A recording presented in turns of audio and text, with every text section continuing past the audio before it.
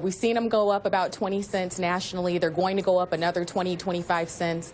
And that's really not necessarily due to lower supply, but more so due to the fact that it's hard to move supply to the retailers. So we're actually seeing in the Texas area that it's very difficult to get some of that stored gasoline to the actual gas station. And how long do refineries have to stay shut here before you actually worry about a gasoline shortage? Well, we'll tell you right now, a week is an extended period of time, enough to make gas prices go up. We do anticipate that those in Houston probably will be out for another week or so. And so if this lasts up until about a month, I think we will be in a kind of dire situation in terms of supply. Hopefully that won't be the case. We aren't hearing reports that many refiners in the Houston area have significant damage to any infrastructure. So we do anticipate they will start to come back online, hopefully next week.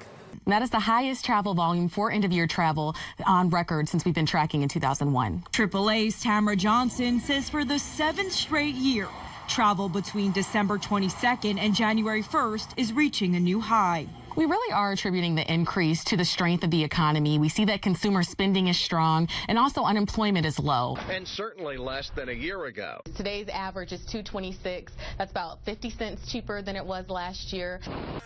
As the economy improves, we see that we have more drivers out on the road.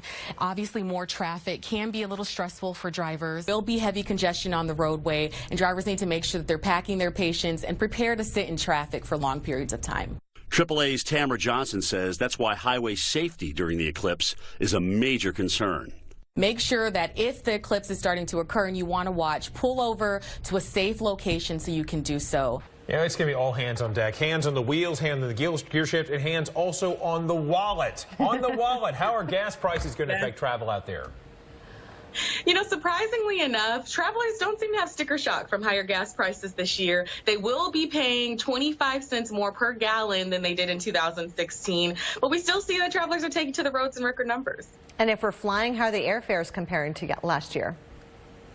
So travelers are definitely getting a deal on airfare. We are seeing a 20% decrease in airfares this year. A lot of travelers are taking advantage of that. About 6 million will be flying, and that's a 4% increase than we saw from 2016. Okay, my friend, I have got the doozy of all questions for you, and I don't think anyone really has an answer, but you know what? We're going to serve it up and try. Do you have any advice, any times, any things that can make holiday travel more bearable for people? Well, I'll definitely recommend those that are hitting the road, if your schedule allows, try to actually travel on the day of the holiday. So that would be December 25th or actually January 1 if you can. You will definitely anticipate that you'll see less traffic on the road. Tamara, how are you doing on your shopping?